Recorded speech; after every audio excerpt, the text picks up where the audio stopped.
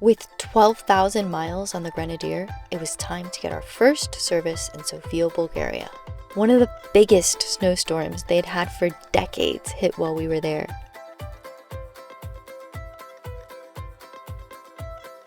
After seeing the car and trailer the morning after, we were pretty shocked.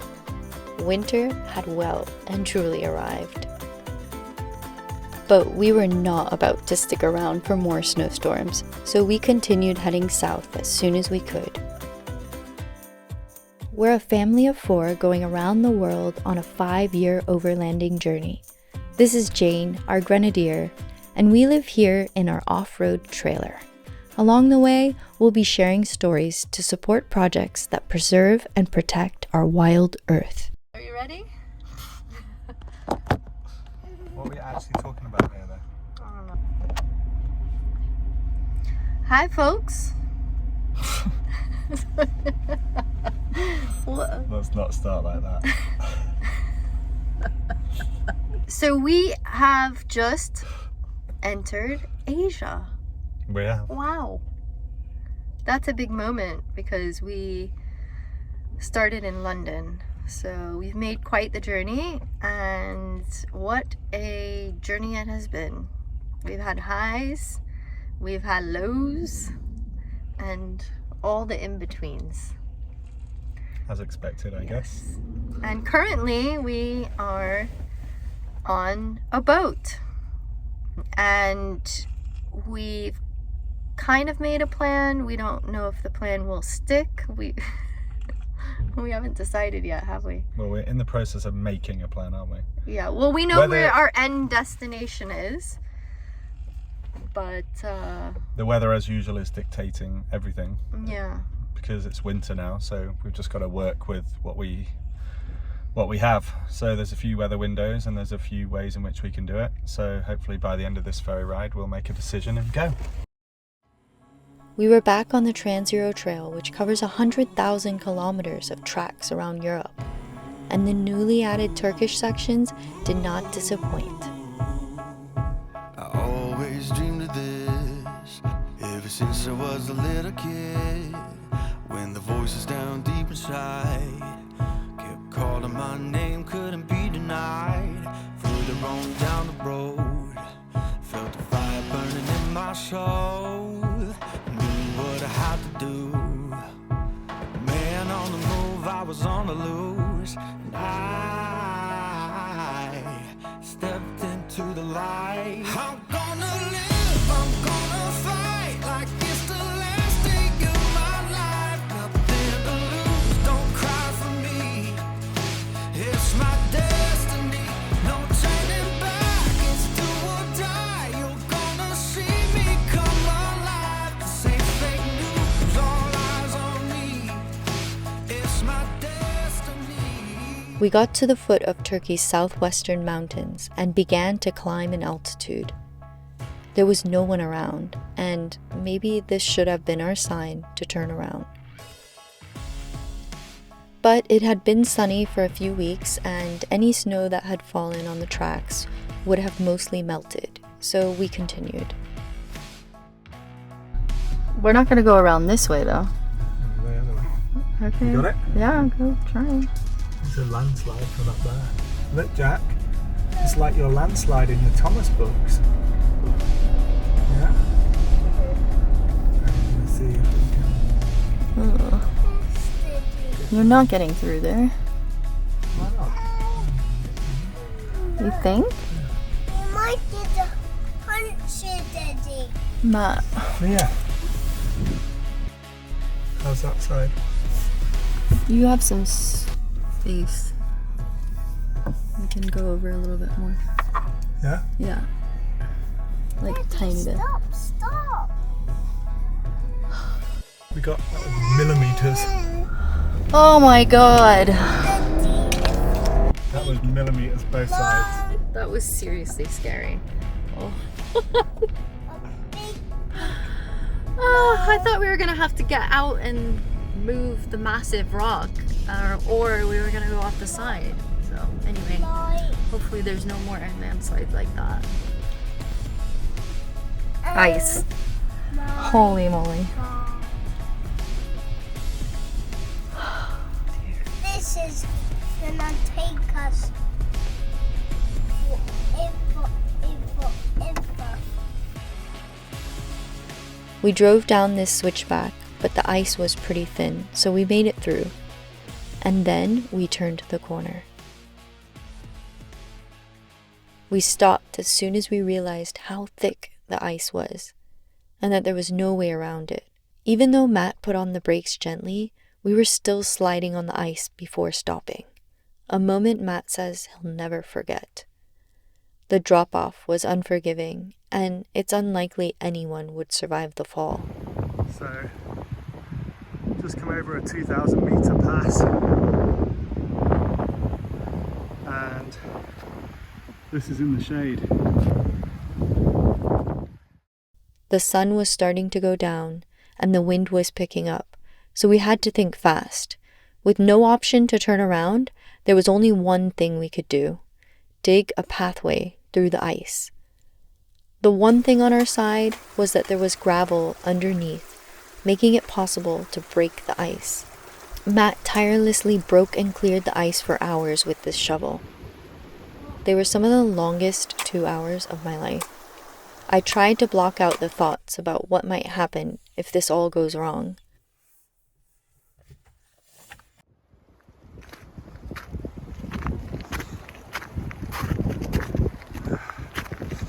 So this is the trail we dug. Obviously the sun's coming around now as well, so that should help. The moment of truth came, and it was time to give it a go.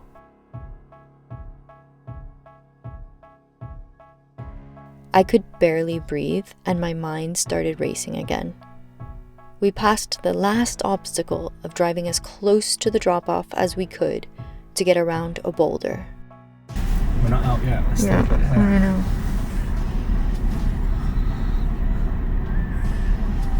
Makes you think about life a little bit. Yep. I stepped into the light. I'm gonna live, I'm gonna fight like it's the last day of my life. Nothing to lose, don't cry for me. It's my destiny, no turning back. It's do or die. You're gonna see me come alive. This ain't fake news, all eyes on me. It's my destiny. Oh, it's my destiny. The day had reminded us just how fragile life is, and as corny as it sounds, to cherish every day as if it was our last. From now on, we'd stick to lower elevations until winter was over. It simply wasn't worth the risk. So it's a new day today, and I woke up feeling a bit shooken up by yesterday's events with the ice. But we had a look at the route, and do you say route or route? Route. That'll be a clip for someone, no doubt. I don't even know what's American or British anymore. Yeah, so we had a look at the route and decided that we weren't gonna go that high again. And now reflecting back, when we were driving through some of the parts, there were little villages and houses, but nobody was there. All the shutters were down, and I was just like, I've never seen that before. Where is everyone? Well, they're not there in winter. So we did speak to a few people today on the way, and the long and short of it seemed anything up to about 1700 should be okay, but above that, you're starting to potentially ask for a few problems. We're glad that everything went fine yesterday. Yes. And yeah, should be pretty plain sailing from here on the way to Cappadocia, which we're very much looking forward to. Yes. We arrived late into Cappadocia and wanted to choose a spot hidden in the valley away from the hot air balloon takeoff sites. 75% of all hot air balloon rides in the world happen right here in Cappadocia, Turkey. In high season, more than 2,000 people take flight a day to catch the sunrise, We wanted to settle in before entering the early morning world of balloon takeoffs. He says if you want some tea and coffee. Really? Yeah. I think he feels bad that he's moving us with kids. Hold on a second.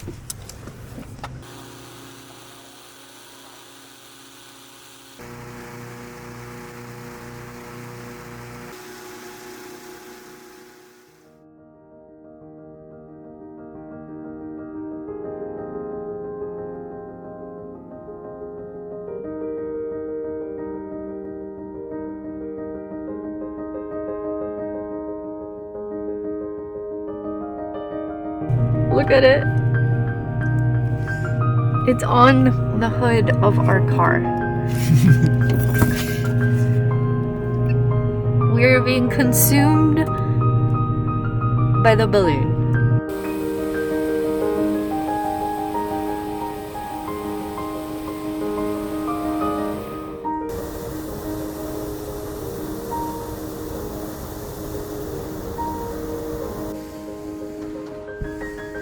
I just wanted to catch this moment because I'm literally like tearing up because I don't know what it is. It just feels so magical to see it in real life and to be surrounded by these balloons. It's just, wow, it's incredible. You can't explain it. You really can't. We spent most mornings up early to watch the sunrise and the colorful hot air balloons that decorated the sky.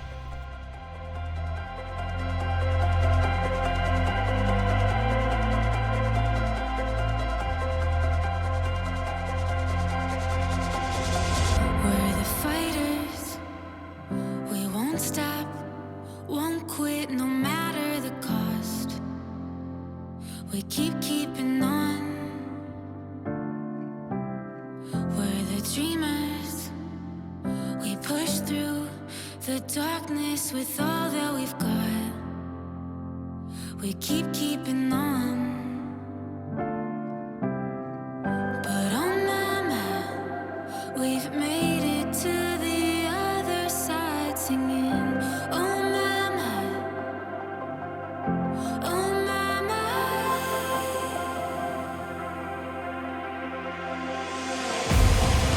Hold your head up high. This is our time. Hold your head up high. This is our time. Together we will rise, step into the light. We were born to come alive. Hold your head up high. This is our time. This is our time.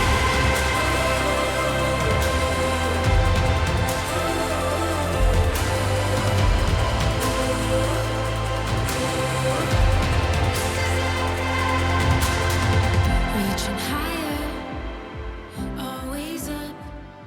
Keep climbing until we're on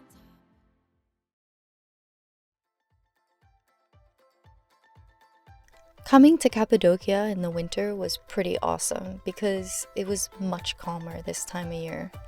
Having a 4x4 and a trailer meant that we had a lot of freedom to roam and explore. Many of the spots we stayed at, we had all to ourselves. It is truly a magical place, and you feel that when you get there. Each valley has its own character of rock formations and colors. Then there's Cappadocia's rich and diverse history that dates back thousands of years. There are cave dwellings scattered throughout the area, and its early Christian origins have left behind whole underground cities and rock-cut churches that once served as hiding places during times of persecution. This place felt like another world, playful and very Peter Pan-esque. We felt like kids again, except we had a real off-roader to play with.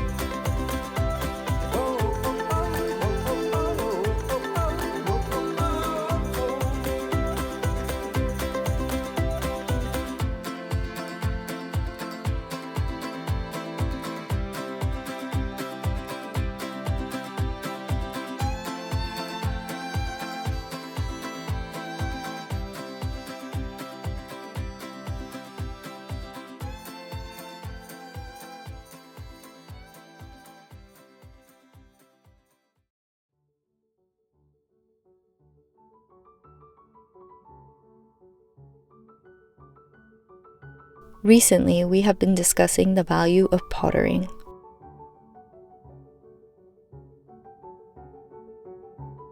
This little cabin where we spent Christmas was the perfect place for pottering.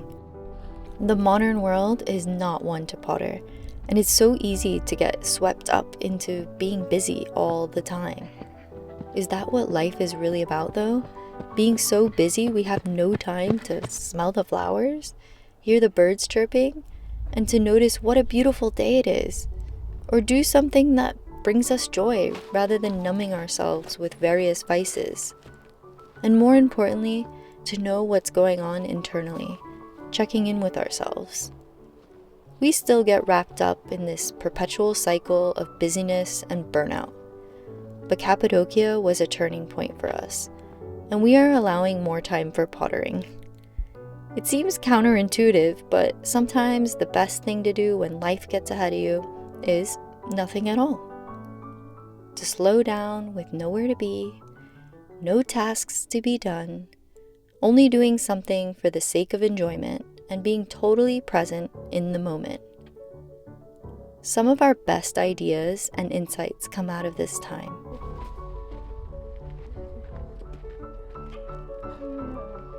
Our time in Cappadocia came to a close, and we continued heading south, making a few stops along the way. One really interesting stop was Lake Salda, with its white sandy shores and strikingly beautiful deep blue and turquoise water.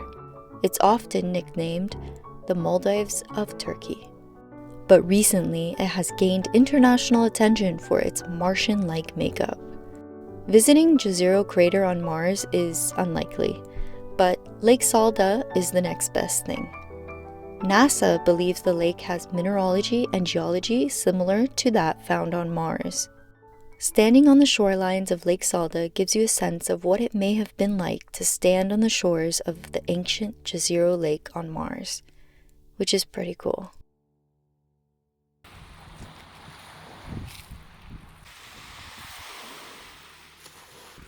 It feels so good to be back by the ocean. I cannot tell you, and also in warmer weather. We've gotten so used to the cold that this morning we woke up and we said, it's only 6 degrees out, it's quite warm. I never thought I would say that. But anyway, we're down by the coast now. We're hopping on a ferry tonight, which is very exciting. And yeah, just enjoying the ocean, and it's a pretty big breeze. So, but still loving it. And we're about to have dinner before we hop on the ferry later tonight.